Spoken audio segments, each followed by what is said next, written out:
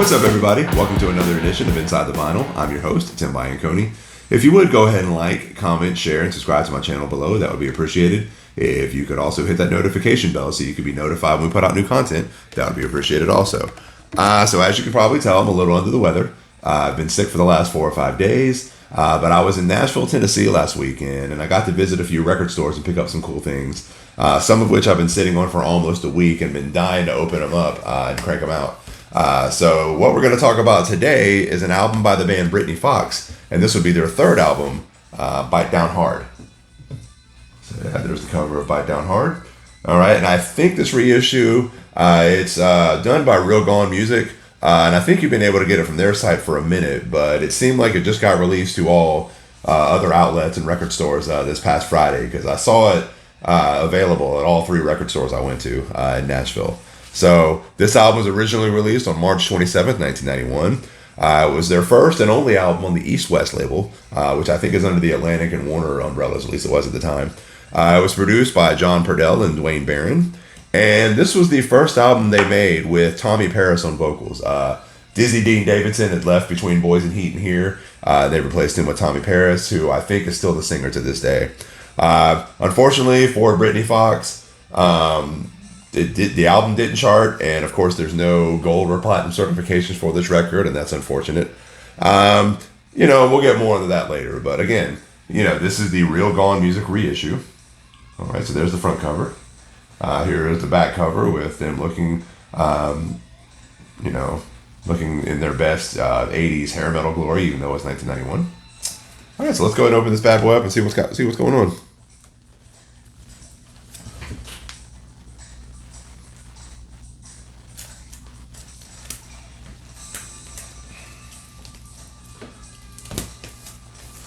How's everybody doing?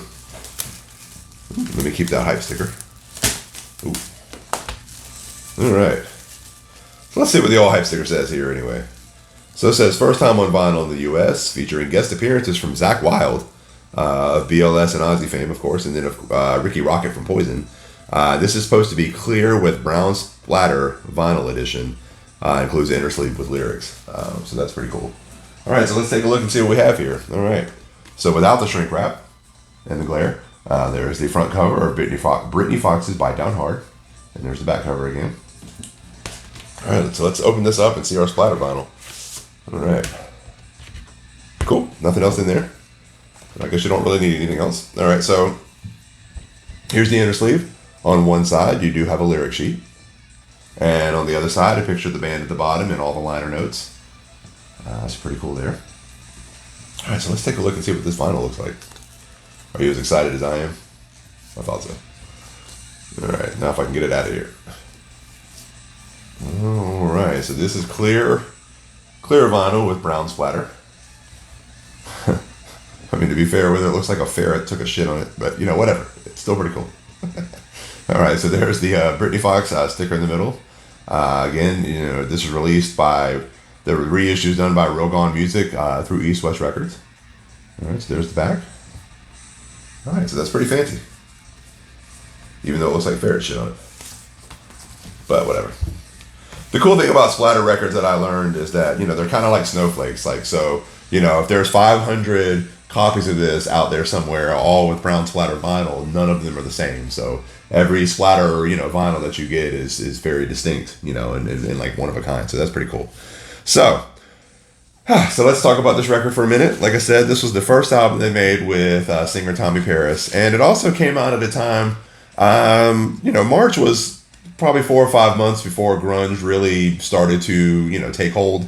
But I really think this album just suffered from the fact of, a new singer, and they really only had like a couple of hits off their first record. Then the second record with Dizzy Dean didn't do all that great, and then of course they put this one out with a new label and everything else. So the reviews were mixed, depending on who reviewed. I read some bad reviews, I read some good reviews. Like I said, the guest stars do include Zakk Wylde, obviously famous for being Ozzy's guitar player in Black Label Society, and Poison's Ricky Rocket makes a guest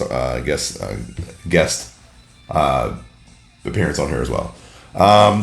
Lead singer Tommy Paris, I would say in some ways there are some similarities to Dizzy Dean Davidson. on this record, but not so similar where he's a copycat. He definitely, I feel like, has more range. He has more actual singing abilities, I think, than Davidson did. But he also can kind of do that same like Cinderella, Britny Fox, like kind of like Brian Johnson kind of thing, whatever. Which will probably help. I've never seen this band in concert, but I imagine that would probably help him sing the old songs. So it's a good mix. And I'll be totally honest with you. I've probably only listened to, I only recently listened to this album all the way through. Now, I'm a huge Britny Fox fan, but when I say huge, like I've always loved their first record and I like their second record a lot. I never actually listened to this one until recently, and then when I did, I was blown away and was just kind of trolling just to see what was available and saw that this vinyl was coming out. So I was pretty stoked. So even though it's been 31 years since this album's come out, I've been going back lately and trying to listen. I love hair metal. I love that whole era.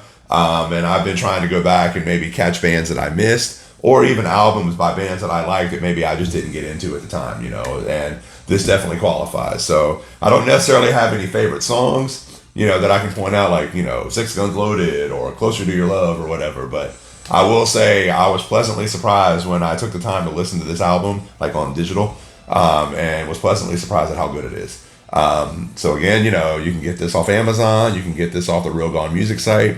I'm sure it's available on iTunes and Amazon and everywhere else if you just want to get in digital format. But I will tell you, this is a really cool record, highly underrated, and definitely a record that maybe deserved a lot more attention than it got. Again, the tide hadn't really changed from, hair metal to grunge quite yet. That was still happening a little bit later in the year, but I definitely think times were changing. A lot of the bands from that 80s era were already starting to kind of drop off a little bit. And we're being replaced by the Extremes and the Firehouses and the Steelhearts and all that of the world. Nothing wrong with that, but I think even at the end of the hair metal era, there was still kind of a changing of the guard. There was one more changing of the guard before that music, fell off and grunge took over. So unfortunately, this album kind of fell victim to all of that. And then, of course, once grunge takes over, nobody's paying any attention at all to this, and that's unfortunate. But it definitely deserves a second chance. Check it out. Check out their first two records. All three are great. I mean, real good heavy rock band. And definitely, have better music than what their, than what their image might tell you. I don't know. I've been sick for 4 or 5 days. I don't know what the fuck I'm talking about. All right. Anyway, Britny Fox, Bite Down Hard. Check it out. You won't be disappointed. That's all I've got for you today. Like, comment, share, and subscribe to my channel below. Hit that notification bell. I've got the rest of my Inside the Vinyl series where we unbox new reissues, new albums, box sets, etc. We also talk about live albums and lost classics. I've got some live footage out there from various festivals and concerts over the last few years. And if you're into disc golf, I've got some mediocre disc golf videos starring some mediocre players, myself included. So like, comment, share, and subscribe, and we'll see you next time. Peace out. There you go, boy.